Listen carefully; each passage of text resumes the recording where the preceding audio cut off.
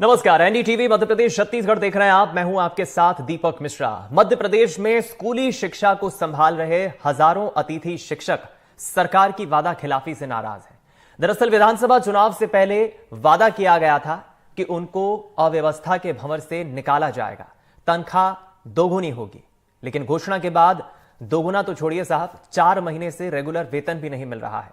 जाहिर है कि शिक्षकों के अंदर एक निराशा होगी, नाराज होंगे, उनके भीतर कई सवाल चल रहे होंगे। पहले एक रिपोर्ट आपको दिखाते हैं, फिर मेहमानों से चर्चा करेंगे इस मसले पर। अतिथि शिक्षक वर्ग 1 9,000, इसके स्थान पे 18,000 रुपया दिया जाएगा। अतिथि शिक्षक वर्ग 2 7,000, उसकी जगह 14,000, और 3 को 5,000 की बजाय 10,000 रुपया।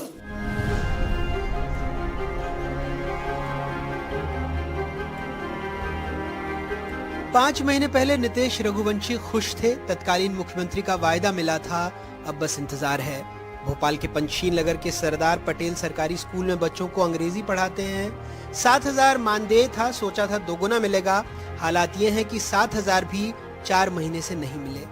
पोर्टल पर नजर आता था कि मानदेय के लिए जो हमारे डेज लॉक होते थे, जो हमारी सैलरीज लॉक होती थी, किंतु वर्तमान में तो अभी ये है, जब से पेमेंट डबल हुई है तब से तो आज तक इन्हें हम जैसे संकुल में पता करते हैं तो वो बताते हैं कि हमने लॉक कर दिया अपने स्तर पे, पर आज तक पोर्टल पे भी वो शो नहीं हो रहा है। जैसे हम परिवार लेके साथ में रहते हैं, अब जब 4-4 और 5-5 महीने से अगर मानदेय ना मिले तो उसके लिए क्या कर सकते हैं भाई। मकान एक हम किराए से लेके रह रहे हैं, मकान मालिक 4 महीने वेट नहीं कर सकता। मानदेय अगर मिल जाता तो हमें किसी से उधार लेने की आवश्यकता नहीं पड़ती।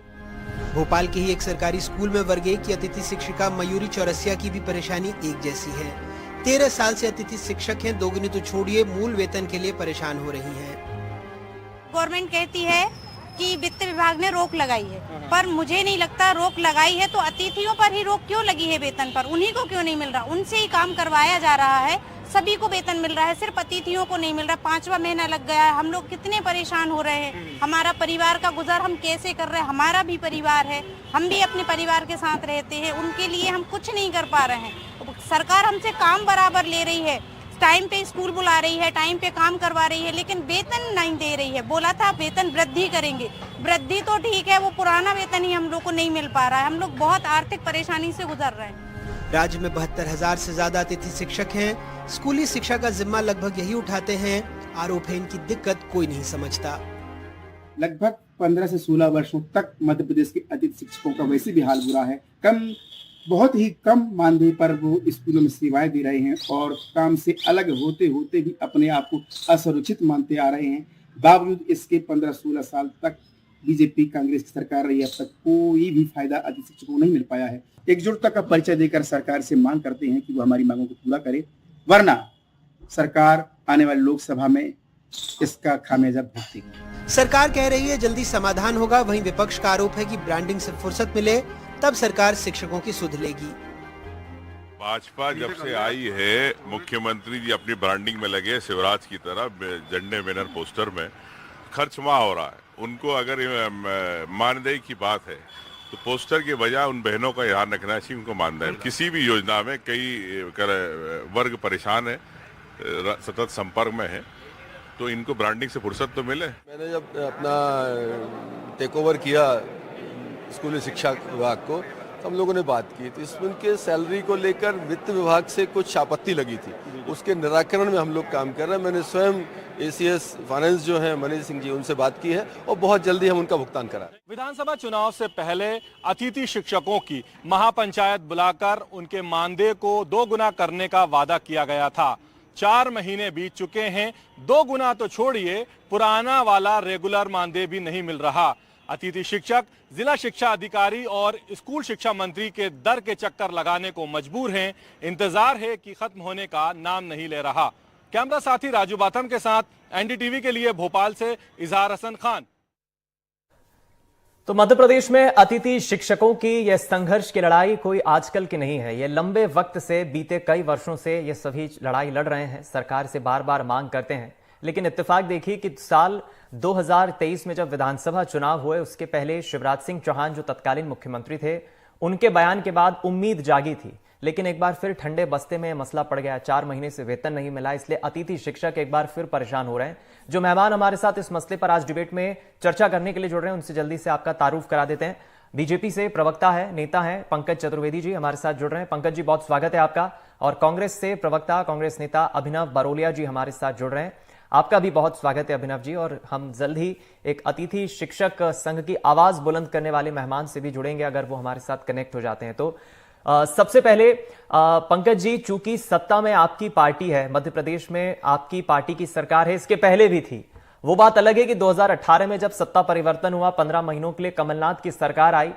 ये आजकल की लड़ाई नहीं है। अतिथि शिक्षकों का मसला आपको भी पता होगा, मध्य प्रदेश में लंबे वक्त से अतिथि शिक्षक संघर्ष कर रहे हैं। पहले उन्हें परमानेंट करने की मांग, आवाज बुलंद की गई, लेकिन परमानेंट का रास्ता निकालकर शिवराज सिंह चौहान जो तत्कालीन सीएम थे, उन्होंने कई बड़े ऐलान भी किए थे। लेकिन अब खबरें हैं कि 4 महीने से वेतन तक नहीं मिला है। अतिथि शिक्षक एक बार फिर परेशान हो रहे हैं। आप ही की पार्टी है सत्ता में, कब तक इनकी उम्मीदें पूरी हो जाएंगी? देखिए दीपक, जब आपके चैनल ने मध्य प्रदेश के स्कूल शिक्षा मंत्री उदय प्रताप सिंह जी से बात की और मंत्री जी ने स्पष्ट तौर पर आपके संवाददाता से कहा, विधानसभा परिसर में उनकी बातचीत हो रही है, जहां उन्होंने कहा कि वित्त विभाग की कुछ तकनीकी विषय के चलते मध्य प्रदेश के हमारे अतिथि शिक्षक जो भाई बहन हैं, इनके वेतन के कुछ प्रकरण लंबित हैं। और मंत्री महोदय ने वित्त मंत्री जी जगदीश देवड़ा जी से और जो विभाग के एसीएस हैं उनसे बातचीत करी है और शीघ्र ही मध्य प्रदेश के लगभग 17,000 से अधिक अतिथि शिक्षकों में से जिनके भी वेतन लंबित, सबके लंबित नहीं दीपक, पूरे मध्य प्रदेश में 17,000 से अधिक अतिथि शिक्षक हैं, सबके लंबित नहीं है। 4.25 लाख के आसपास नियमित शिक्षक हैं, उनके लंबित नहीं। और जो हमारे पूर्व मुख्यमंत्री माननीय शिवराज सिंह चौहान जी ने जो प्रॉमिस किया था, प्रॉमिस 100% फुलफिल होगा।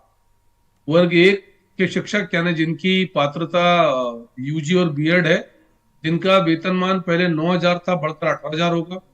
वर्ग 2 के शिक्षक जिनकी योग्यता यूजी और बीएड है, जिनका वेतनमान पहले 7,000 था, बढ़कर 14,000 वेतनमान है। और वर्ग 3 जिसमें 12th पास और हाई स्कोरिंग जो नंबर कर लेकर आता है, जिनका पुराना वेतन जो था 5,000 था मानते, वो बढ़कर 10,000। ये भारतीय जनता पार्टी सरकार के मुखिया के तौर पर पूर्व मुख्यमंत्री शिवराज जी का वचन था, वही भारतीय जनता पार्टी का वचन है। तो जो तकनीकी विषय वित्त विभाग का है, जैसा माननीय विभागीय मंत्री जी ने कहा, उसको हल कर लिया जाएगा। और मध्य प्रदेश में अतिथि शिक्षक भाई बहन ने किसी भी व्यवस्था के अंग को यदि कोई क्षणिक या कुछ 1-2 माह के लिए परेशानी है, विसंगति है, तो उसका निराकरण करेंगे। 1-2 महीने चुनाव आचार संहिता में सब जो राजनीतिक कार्यकर्ता थे वहां लगे थे, उससे मुक्त है। प्राथमिकता पर मध्य प्रदेश के अतिथि शिक्षकों का श्रम, उनका मान, उनका सम्मान और उनकी व्यवस्थाएं हैं। तत्काल जो भी उनका भुगतान है, पूरा का पूरा भुगतान उनको शीघ्र किया जाएगा, ये मंत्री जी ने भी कहा और मैं भी भाजपा कार्यकर्ता के नाते आपको आश्वस्त करता हूं। मैं लौटूंगा आपके पास पंकज जी। अभिनव जी से मैं रिएक्शन लूंगा। अभिनव जी, आप इस वक्त विपक्ष में हैं मध्य प्रदेश में, लेकिन मुझे याद है अच्छे से, क्योंकि 2018 का विधानसभा चुनाव जब मैंने कवर किया था, और रणनीतिकार कुछ सियासी जो पकड़ रखते हैं गलियारों में, ये भी खबरें हैं कि 2018 में जो बम्पर वोटिंग आपकी पार्टी को किसानों ने दी थी, किसान कर्ज माफी का एक मसला था, कुछ हद तक अतिथि शिक्षक काफी नाराज थे बीजेपी से कि इतने लंबे वक्त से सत्ता में है, क्यों आवाज बुलंद क्यों नहीं हो रही है। कमलनाथ से काफी उम्मीदें थी 2018 में कि कमलनाथ सत्ता में आएंगे, कांग्रेस सत्ता में आएगी तो शायद अतिथि शिक्षकों का भला होगा। भले आपकी सरकार को टेन्योर कम मिला, वक्त कम मिला 15 महीने का, लेकिन अतिथि शिक्षकों के मसले पर उस 15 महीने में कोई खास फैसला हुआ नहीं। और अब विपक्ष में आपकी पार्टी है, तो आवाज किस तरह से बुलंद कर रही है अतिथि शिक्षकों के मसले पर? कांग्रेस का क्या स्टैंड है? देखिए, वो 15 महीने की बात तो सभी जानते हैं किस तरीके से छल कपट के द्वारा हमारी सरकार चली गई। लेकिन अभी फिलहाल जो स्थिति चल रही है, हम उस पर बात करें तो बहुत बेहतर होगा, क्योंकि लगातार जिस तरीके से इस प्रदेश में 70 से 80 हजार, लगभग 1 लाख के आसपास अतिथि शिक्षक है जो परेशान है और सड़कों पर लगातार प्रदर्शन कर रहे हैं। उनके साथ कांग्रेस पार्टी लगातार खड़ी है। उमंग सिंगार जी का आपने बयान भी सुना होगा अभी, और हम लगातार उस मुद्दे को उठा भी रहे हैं।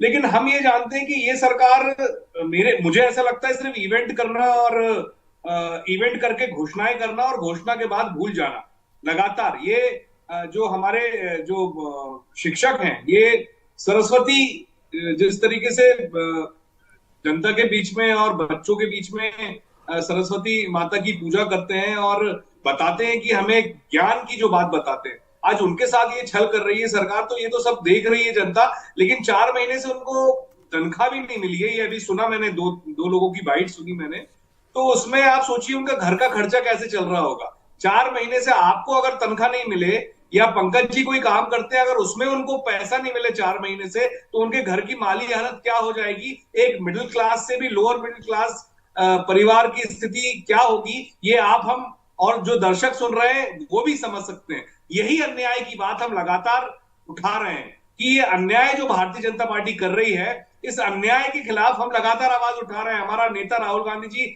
लगातार पैदल चल रहे हैं कि ये सरकारें जो है भाजपा की, ये लगातार अन्याय कर रही हैं। तो हम आपके माध्यम से, आप एक माध्यम है हमारा, कि ये सरकार जागे, सोचे कि जो 1 लाख परिवार है अतिथि शिक्षकों के, उनकी कम से कम तनख्वाहें तो दे। 4 महीने से उनको तनख्वाह नहीं मिली है, वो सोचे। फिर आप परमानेंट करने की जो वादे आपने झूठे किए हैं, वो आप कैसे करेंगे, कम से कम आप उस पर भी विचार विमर्श करें। तो हम बड़ी विनम्रता से, पंकज जी यहाँ बैठे हैं, बड़े भाई हैं, कि बातों को गोल गोल घुमाने से अच्छा है कि हम त्वरित कार्रवाई की मांग करें कि कम से कम उनको पैसा तो पहुंचे जेब में। उनके जो 4 महीने 28,000 का जो पैसा है, जो तनख्वाह है उनकी, वो लीगल पैसा उनके पास पहुंचे, तो वो थोड़ा सा अपने आप को संभाले। मैं अभिनव जी जितना मोटे मोटे तौर पे अभी समझ पा रहा हूं, पंकज जी ने भी उसका जिक्र किया और हमने चूंकि मंत्री जी से भी इस पर रिएक्शन लिया। वित्तीय मसला एक सरकार के सामने शायद खड़ा है। मोहन सरकार ने भी हाल ही में कुछ वक्त पहले 2000 करोड़ का कर्ज लिया। ये वित्तीय मैनेजमेंट, कर्ज जो है, ये जो वित्तीय प्रबंधन है, क्या कांग्रेस पार्टी ये मानती है कि सरकार के सामने, सत्ता में बैठी बीजेपी के सामने वित्तीय प्रबंधन एक बड़ा मसला है? देखिए, वो लोग तो मानते नहीं है, हमेशा कहते हैं कि नहीं हमें कोई कमी नहीं है, हमारे पास तो बहुत पैसा है और हम तो सब कर देंगे। तो ऐसी झूठी घोषणाएं करनी नहीं चाहिए। एक तो आप लगातार बोलते जाते हो कि हम ऐसा कर देंगे, हम इतना पैसा दे देंगे, किसानों को हम 3100 दे देंगे, नौकरियां लगा देंगे, सरकारी नौकरियां खाली पड़ी हैं। अरे सरकारी नौकरी लगाना छोड़ो, अभी अतिथि शिक्षक यहाँ पे परेशान है, 4 महीने से उनको तनख्वाह नहीं मिली, वो तनख्वाह बांटने के तो वादे हैं आपके, और आप नई नई बातें करते हैं कि हम ये सिर्फ और सिर्फ इवेंट करना, जनता के टैक्स का पैसा बर्बाद करना, कर्जा लेते जाना लगातार और कर्जा लेके करना। अब कर्जा जा कहां रहा है आपका? आप कम से कम जो सेवा दे रहे हैं आपकी अतिथि शिक्षक, उनको तो पैसा दीजिए। परमानेंट की तो बात बहुत दूर लग रही है कि आप अतिथि शिक्षक को परमानेंट करेंगे कि नहीं करेंगे, ये नीति भी इनकी क्लियर नहीं है। तो चलिए, मैं चाहूंगा जो माली हालत, मैं अभिनव जी मैं लौटूंगा आपके पास। अभिनव जी, मैं चाहूंगा पंकज जी जरा इस पर जवाब दे दें और वित्तीय मसला क्या है ये भी जरा क्लियर कर दें। देखिए दीपक जी, कांग्रेस पार्टी असत्य बोलने के लिए कुख्यात है देश भर में पिछले 10 साल, इसलिए लगातार राजनीतिक रूप से रसातल की ओर है। मध्य प्रदेश में मैं आपको फिगर के साथ बताऊंगा, 2003 में जब बंटाधार सरकार गई तो 33,000 करोड़ का बजट था मध्य प्रदेश का, मात्र 33,000 करोड़ का बजट था, और उसका 31% कर्जा था मध्य प्रदेश के ऊपर। फिगर ध्यान से सुनिएगा, 33,000 करोड़ का बजट बंटाधार सरकार का, कांग्रेस की सरकार का, 31% उस बजट का कर्जा मध्य प्रदेश के ऊपर। आज की तारीख में मध्य प्रदेश का बजट 3.5 लाख हजार करोड़ का, और कर्जा 26%, यानी 5% कर्जा कम हुआ है। नंबर 1 मध्य प्रदेश कर्ज की सीमा के पात्रता के भीतर कर्जा लेने वाला राज्य, सारे राज्य कर्ज लेते हैं। हम कांग्रेस के कर्नाटक के जैसे नहीं है कि जहां मुख्यमंत्री डी.के. शिव कुमार जी कहे कि हम विकास नहीं कर सकते, पैसे नहीं है। हम कांग्रेस की हिमाचल की सरकार के जैसे नहीं कि जहां तनख्वाह बांटने के पैसे ना मिले, जहां योजनाओं की पूर्ति के पैसे ना मिले। नंबर 2। नंबर 3, मध्य प्रदेश का जो जीएसडीपी है, मेरा उत्तर सुन लीजिए, मध्य प्रदेश उत्तर आ जाता पूरा, दीपक जी उत्तर पूरा आ जाता, फिर दे दो जी। मैं निवेदन कर रहा हूँ कि मध्य प्रदेश का जीएसडीपी है 15 लाख हजार करोड़। मैंने पहले बजट कहा था, जीएसडीपी की बात कर रहा हूँ। इसका 3.5% यानी 50,000 करोड़ का कर्जा मध्य प्रदेश की सरकार इस वित्तीय वर्ष में ले सकती है 31 मार्च 2024 के पहले। अभी हमने 38,000 रुपए का कर्जा लिया, रिसेंट 2,000 करोड़ के कर्जे को जोड़ ले तो मध्य प्रदेश में टाइम पर कर्जा वापस, टाइम पर ब्याज की अदायगी, कोई ओवरड्राफ्ट नहीं, सबके वेतन भुगतान, सारी योजनाएं सबकी पूर्ति।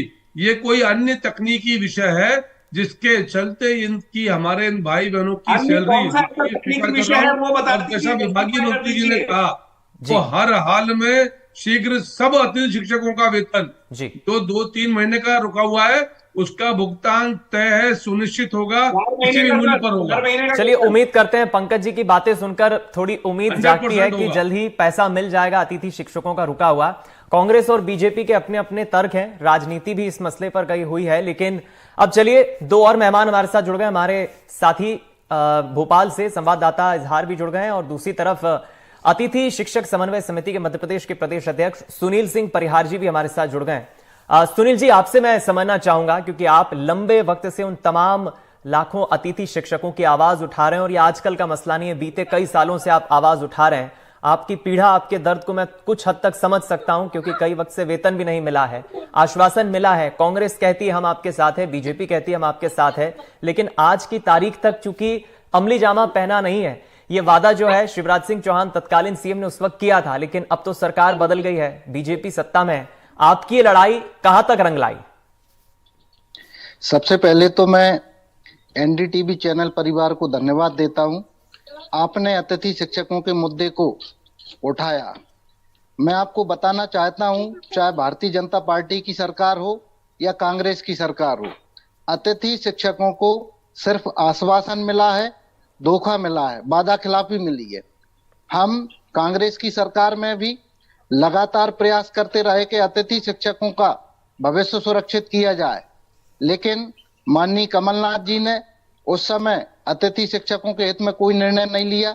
वर्तमान मध्य प्रदेश सरकार भी अतिथि शिक्षकों के हित में पूर्व मुख्यमंत्री माननीय शिवराज सिंह चौहान जी ने मंच पर 2 सितंबर 2023 को अतिथि शिक्षक पंचायत आयोजित करके अनेकों सौगातें दी थी। सिर्फ दोगुने मानदेय का आदेश आज तक जारी हुआ है। उसके अलावा वर्तमान शिक्षक भर्ती में आरक्षण, बोनस अंक। जी आप अनम्यूट कर दीजिए, आपकी आवाज म्यूट हो गई सुनील जी। चलिए सुनील जी, आपकी आवाज नहीं आ रही है, मैं आपसे आग्रह करूंगा अगर सुन पा रहे हो तो आप अनम्यूट कर दीजिए। इजहार, मैं आपसे समझना चाहूंगा क्योंकि जितनी बातों को सुनील जी की हम समझ पाए हैं, मैं अतिथि शिक्षकों का नाराजगी, उनका गुस्सा सोशल मीडिया पर भी देखता हूं। सरकार से तो है ही, चाहे कांग्रेस हो चाहे बीजेपी हो, अब तक उनकी मांग पूरी नहीं हुई है और ये लड़ाई लंबे वक्त से, बीते कई सालों से अतिथि शिक्षक लड़ रहे हैं, लेकिन आज तक उनकी मांगे पूरी नहीं हो पाई है। इजहार। बिल्कुल, देखिए कोई भी सरकार हो, चाहे 15 महीने की कमलनाथ सरकार हो या फिर बीजेपी की सरकार हो, कहीं ना कहीं अतिथि शिक्षक दोनों ही सरकारों से नाराज हैं। दोनों ही सरकारों ने उनके लिए वादे किए थे, लेकिन उन वादों को पूरा नहीं किया गया। 2018 में भी अतिथि शिक्षकों को लेकर ही कहीं ना कहीं जो सरकार है वो वजूद में आई थी, उसमें किसान और अतिथि शिक्षकों ने बहुत अहम भूमिका निभाई थी। उसके बाद 2020 में जो सिंधिया और कमलनाथ का एपिसोड हुआ, कहीं ना कहीं वो अतिथि शिक्षकों को लेकर ही हुआ और फिर दोबारा एक बार फिर बीजेपी सरकार में आ गई। लेकिन अगर हम बात करें अभी हाल ही की, तो सितंबर में जिस तरह से महापंचायत आयोजित कर उनसे वादा किया गया था, उनके मानदेय को दुगना करने की बात कही गई थी, उस दौरान भी हम उस कार्यक्रम में मौजूद थे और हमने अतिथि शिक्षकों से इस घोषणा के बाद, इस महापंचायत के बाद बात की थी, तो काफी खुश दिखाई दे रहे थे। उन्हें लग रहा था कि 5,000, 7,000 और 9,000 है, इससे बढ़कर उन्हें अब 10,000, 15,000 और 18,000 मिलेगा, तो काफी खुशी उन्हें दिखाई दे रही थी। घर चलाना आसान हो रहा था। लोगों ने अपने कई तरह की प्लानिंग बताई थी कि अब मैं जो छोटे कमरे में रहता था, बड़ा कमरा किराए पे ले लूंगा, दुनिया भर की चीजें थी। लेकिन उस सितंबर के बाद उन्हें क्या मालूम था कि उस सितंबर के बाद से उनको जो रेगुलर मानदेय मिल रहा है वो मानदेय भी मिलना मुश्किल हो जाएगा। अक्टूबर, नवंबर, दिसंबर और जनवरी, अब आ गया फरवरी, 4 महीने से मानदेय नहीं मिल रहा है। मैं खुद कई अतिथि शिक्षकों से मिला, हम कई स्कूल गए, हमने जाके उनसे जाना हाल, तो कहीं ना कहीं वो वेतन नहीं मिलने के बावजूद भी धरना प्रदर्शन नहीं कर रहे हैं, मांगे मान रहे हैं और काम कर रहे हैं। वो स्कूल में पढ़ाने का काम कर रहे हैं, क्योंकि वो मानते हैं कि जो पढ़ाने का उनका काम है वो उनका एक तरीके से धर्म है और वो उसका निर्वहन कर रहे हैं। हालांकि उन्होंने अपनी आप बीती बताई, किस तरह से कोई किराए के मकान में रह रहा है तो उसको किराएदार उसका जो मकान मालिक है वो परेशान कर रहा है, किराए का तकादा कर रहा है, किसी तरह से वो उधार लेकर या फिर उसको समझा करके जल्द ही मेरा जब पेमेंट आएगा तो मैं आपका भुगतान करूंगा, वो गुजर बसर कर रहा है। कई अतिथि शिक्षक ऐसे हैं जिनके जो स्कूल हैं वो उनके घर से काफी दूर हैं, तो वो जो पेट्रोल खर्च कर रहे हैं वो भी उधार लेकर कर रहे हैं। जो महिला अतिथि शिक्षिकाएं हैं उन्होंने अपनी आप बीती बताई कि हम किस तरह से अपना पूरा त्याग समर्पण कर रहे हैं, हम मध्य प्रदेश के छात्रों को पढ़ाने का काम कर रहे हैं, हम उनको शिक्षा दे रहे हैं, लेकिन उसके बदले में हमें क्या मिल रहा है? 15-16 साल से पढ़ा रहा है, कोई 13 साल से पढ़ा रहा है, लेकिन पिछले 4 महीने से उनको मानदेय नहीं मिल रहा है। बजट पर बातें चल रही हैं लेकिन उनका कहीं ना कहीं बजट बिगड़ गया है। बात की गई थी, दावा किया गया था कि जो अतिथि शिक्षक हैं उन्हें इस भंवर से निकाला जाएगा, जिस तरह से उन्हें पीरियड्स के हिसाब से पैसे मिलते हैं उससे निकालकर एक मुश्त पैसा दिया जाएगा। वादा किया गया था कि उन्हें बाहर नहीं निकाला जाएगा, उनका इकट्ठा एक मुश्त एग्रीमेंट किया जाएगा। कई तरह के वादे किए गए थे, लेकिन उन वादों की बात करें तो वादे अभी तक पूरे नहीं हुए हैं। और सबसे बड़ा मुद्दा जो है वो है उनके मानदेय का, जो उन्हें पिछले 4 महीने से नहीं मिला है और उसकी उन्हें दरकार है। जी चलिए सुनील जी एक बार फिर हमारे साथ जुड़ गए। संक्षिप्त में सुनील जी, समय की कमी है मेरे पास, आपकी बात अधूरी रह गई थी, पूरी करें। और दूसरा, आगे का आपका क्या स्टैंड रहेगा? क्योंकि सत्ता में जरूर बीजेपी है, लेकिन शिवराज सिंह चौहान से भी कई दफा आपके प्रतिनिधिमंडल ने भेंट की। अब तो शिवराज सिंह चौहान अब व्यस्त नहीं रहते, अब तो उन्होंने घर के बाहर बोर्ड भी टांग लिया है, मामा का घर। वो वीकेंड पे मुलाकात भी करते हैं, लोगों की समस्याओं का भी हल करते हैं। आगे चलकर आपकी क्या रणनीति रहेगी मंडल की? आपके चैनल के माध्यम से माननीय मुख्यमंत्री जी से, शिक्षा मंत्री जी से आग्रह करना चाहता हूं कि आप अतिथि शिक्षकों के हित में शीघ्र नीति बनाकर उनका भविष्य सुरक्षित करें। अतिथि शिक्षक, यदि लोकसभा चुनाव से पहले अतिथि शिक्षकों के हित में सरकार निर्णय नहीं करती तो निश्चित रूप से अभी 11 तारीख को पूरे प्रदेश में महारैली के माध्यम से हमने वचन निभाओ महारैली का आयोजन किया है। इसके बाद एक प्रदेश स्तरीय कार्यक्रम भोपाल में करेंगे, यदि जरूरत पड़ी तो धरना प्रदर्शन और आंदोलन भी करेंगे।